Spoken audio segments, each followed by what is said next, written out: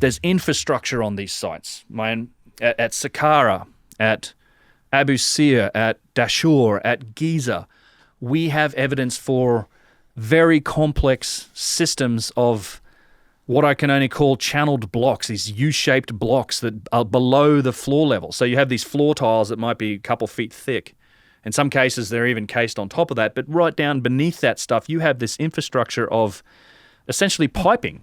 It runs all under these sites. It's all over the place at Abu Sir. We see evidence for it, Giza, Saqqara, like all these old kingdom sites. It's not something you ever see on the later sites. These are what the oldest of sites have these very strange and complex, essentially it could have been housing piping, it could have been housing cables, it could have been, we don't know.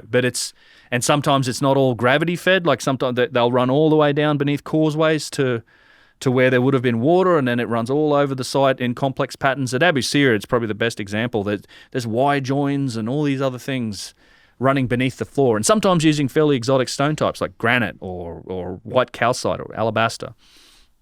And a lot of those stones show evidence for machining. There's a great example at Saqqara of machined alabaster U-shaped channeled blocks that are beneath the floor tiles. And it's a real mystery. We don't know why. I mean, it's like if you ask the explanation for what this white calcite or alabaster was used, it was prized for its white color. It's an expensive stone to try and use. It's difficult to obtain. Alabaster and calcite comes from, extinct and calcified natural springs. Like these are millions of years ago were natural springs. They've calcified over time. And to get white calcite, you actually have to dig all the way to the source of the natural spring. So it's wherever that was, it's not like an easy stone to get to.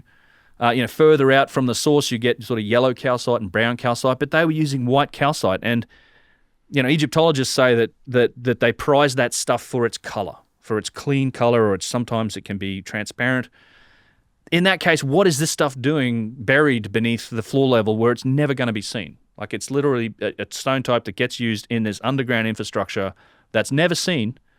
So they must have been using it for some other purpose. Like I think some of these stone types that you see, particularly in the really megalithic stone sites, might have had a functional purpose, like choosing particular types of stone like basalt, granite, limestone, white calcite, even quartzite in some places, and in particular orders. And there's plenty of other indications that there was something else going on at these sites. I mean, in my last video I did on Kerkwyk Temple, there's an area of Kerkwyk that it's normally off limits. Again, we know the right people to get in and see it, and I love showing people this stuff every year. There's a part of Kerkwyk where the granite's literally crumbling apart. It's granite diorite. It's something's happened to the stone here where it's like the inside of the stone has swelled, or it's like it's undergone a transformation and it's expanded.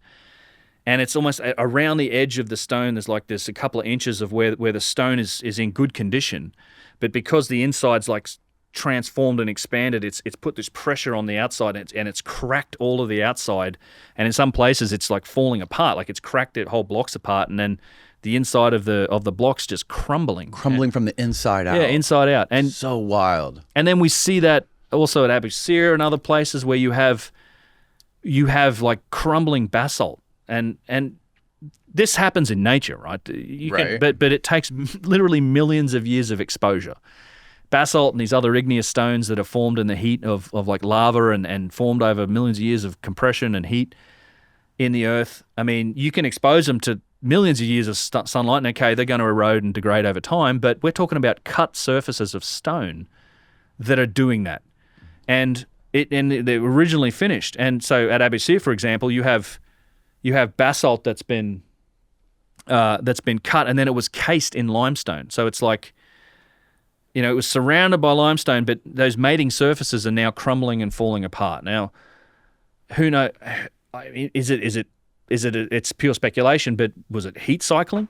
Was there something going through it? I mean, I do have a video where we were playing with like a very high voltage electromagnetic sort of field generator device, and we were testing different types of stone, and they have different electromagnetic properties. Like granite doesn't do anything. You can get arcs coming off limestone and then somewhat of an arc coming off basalt.